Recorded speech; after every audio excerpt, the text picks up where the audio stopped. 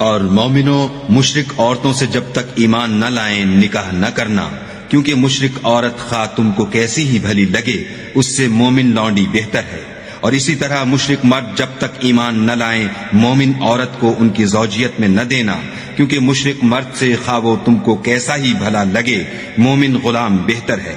ये मुशरिक लोगों को दोज़ख की तरफ बुलाते हैं और खुदा अपनी मेहरबानी से बहिश्त और बख्शिश की तरफ बुलाता है और अपने हुक्म लोगों से खोल खोल कर बयान करता है ताकि नसीहत हासिल करें।